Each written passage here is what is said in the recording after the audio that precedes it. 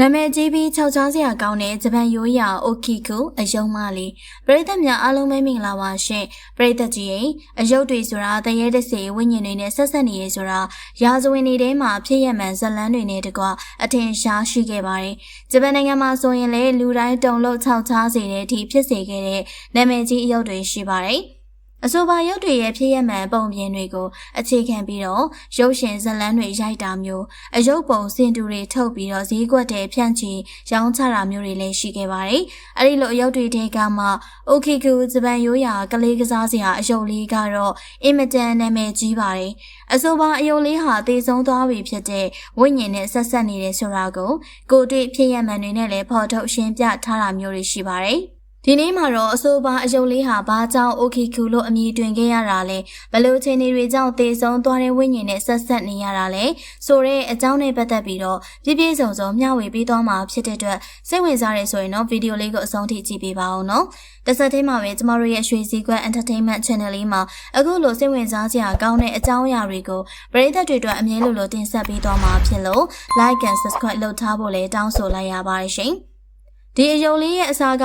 1918ခုနှစ်မှာအိုကီချီဆူဇူကီလို့ခေါ်တဲ့18နှစ်အရွယ်ကလေးဟာ2နှစ်အရွယ်သာရှိသေးတဲ့သူ့ရဲ့ညီမလေးကိုလက်ဆောင်ပေးဖို့ဝင်လာခဲ့တာကနေစခဲ့ပါတယ်။ကောင်လေးဟာသူ့ရဲ့ညီမလေးကစားဖို့အတွက်ဒီဂျပန်ရိုးရာအယုံလေးကိုပွဲစည်းတန်းတစ်ခုကနေဝင်လာခဲ့ရပါညီမဖြစ်သူအိုကီကူလေးဟာဒီအယုံလေးကိုအင်မတန်နှစ်သက်ပြီးတော့သူမနဲ့သွားလျာတိုင်းကိုခေါ်သွားလေးရှိပါတယ်။အယုံမလေးဟာဂျပန်ရိုးရာဝတ်စုံကိုဝတ်ဆင်ထားပြီးတော့မျက်လုံးနှလုံးစလုံးကလည်းမဲနဲ့နေရဖြစ်ပါတယ်။ဇပင်ကတော့အိုခါဘာလို့ခေါ်တဲ့ဂျပန်တွေထားနေကြစက်တိုင်းဖြစ်ပြီးတော့မေးစီလောက်အထိသာရှည်တာဖြစ်ပါတယ်။ရှေ့ဇပင်ကိုတော့မျက်လုံးအပေါ်အထိဒုံးထိဖြတ်တောက်ထားတဲ့ပုံစံဖြစ်ပါတယ်။အိုကီကူဟာအယုံမလေးကိုသူမရဲ့ညီမလေးအတိုင်းထားပြီးတော့အိမ်ရင်လည်းသူမနဲ့ခေါ်အေးလေးရှိပါတယ်။အခြားသူတွေရဲ့အမြင်မှာတော့သူတို့ကိုညီမတွေလို့တောင်ထင်ကြပါတယ်။အယုတ်လေးရဲ့နာမည်ကိုလည်းသူမနာမည်အတိုင်းပဲအိုကီကူလို့ပဲပေးခဲ့တာပါ။ဒါပေမဲ့တစ်နှစ်ကြာပြီး1919ခုနှစ်မှာတော့အိုကီကူလေးဟာဆိုးရွားတဲ့ကံကြမ္မာနဲ့ကြုံတွေ့ခဲ့ရပါတယ်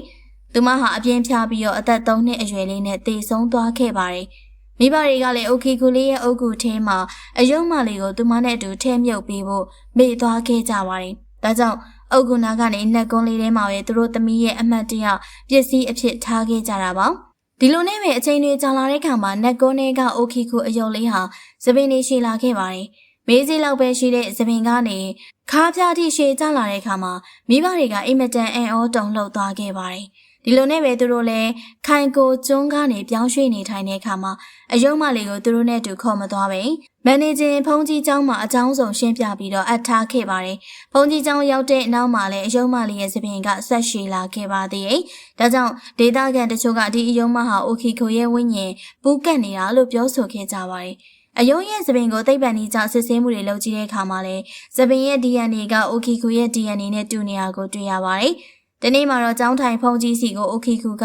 အယုံမရဲ့သပင်တွေကိုညှက်ပေးဖို့အတွက်အိမ်မက်ပေးခဲ့ပါတယ်။ဒါပေမဲ့ဘယ်နှကြိမ်ပဲညက်သပင်တွေကပြန်ရှည်ထွက်ခဲ့တာပါ။ဖုန်းကြီးကျောင်းသားလေးတွေရဲ့ပြောဆိုချက်အရတော့အိုကီကူအယုံဟာတခါတရံပါဇက်လေးဟပြီးတော့ရဲရွှင်တတ်ပြီးသူမရဲ့ကလေးသွားလေးတွေကိုတွေ့ရတတ်တယ်လို့သိရပါတယ်။မိတ်ဆွေတို့အနေနဲ့လည်းဂျပန်နိုင်ငံခိုင်ကိုကျွန်းကိုရောက်ရင်စပင်းရှိရှိမျက်လုံးမဲမဲနဲ့ချစ်စရာဂျပန်ရိုးရာအယုံမလေးအိုကီကူကိုတွေ့ချင်ရင်မန်နေဂျင်ဖုန်းကြီးကျောင်းကိုသွားရောက်ကြည့်ရှုဖို့အကြံပေးချင်ပါတယ်။ဒီနေ့ဗီဒီယိုလေးကတော့ဒီလောက်ပါပဲရှင်။အဆုံးထိကြည့်ပေးခဲ့တဲ့တယောက်ချင်းစီတိုင်းကိုကျေးဇူးအထူးပဲတင်ရှိပါရရှင်။